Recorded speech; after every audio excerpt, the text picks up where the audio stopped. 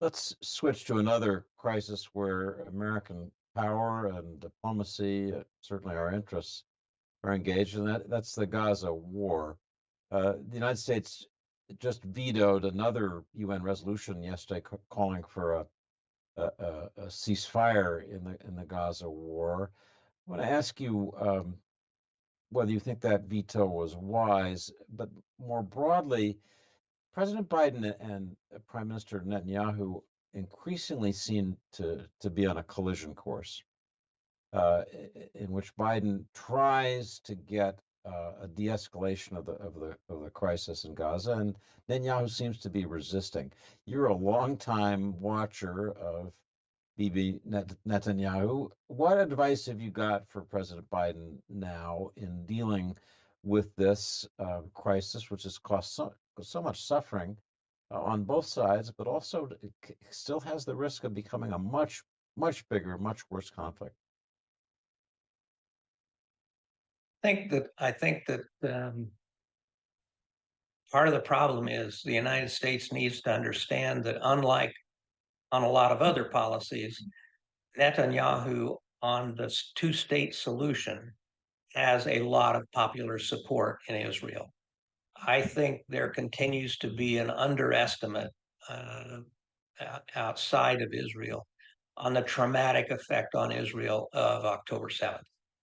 And Israel was created to prevent another Holocaust and to prevent pogroms, that there would be a safe place for Jews in the world. And in all of Israel's wars with the Arab states, they have never experienced anything like the massacre of innocent civilians that they suffered on October 7th.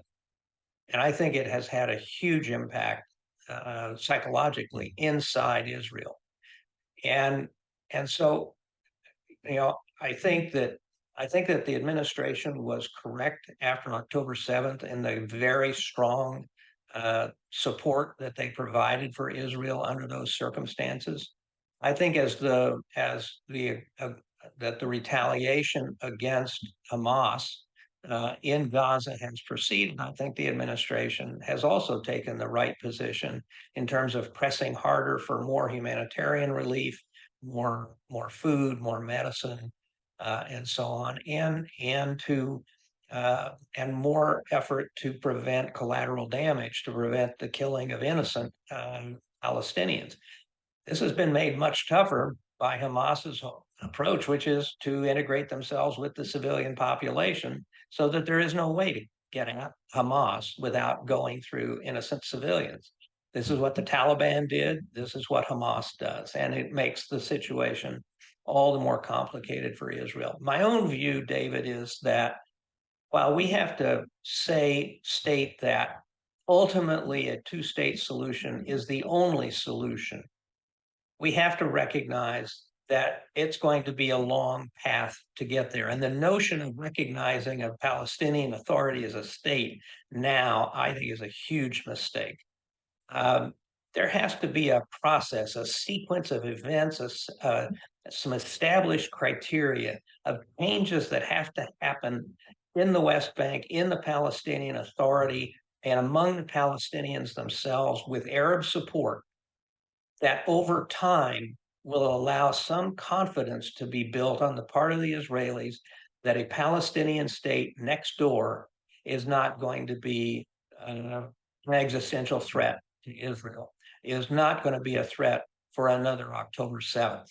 And that's going to take time. And we can move in that direction. We've had a 3-star US general for years in Israel training, in charge of training Palestinian security forces. And over time, the Israeli security folks began to develop some confidence in those Palestinian security people. And so there are some things that can be done, but this is going to be a long process because it is going to require, before there can ever be a two-state solution, it's going to require a rebuilding or a building of confidence on the part of the Israelis that this new state is not going to be a threat to them. And I think that's what the diplomacy in the West is kind of right now is missing, is the notion that yes, we have to stipulate that someday there will be a two-state solution. But here are the things that have to be done. Here is the path that gets us to that at some point in the future.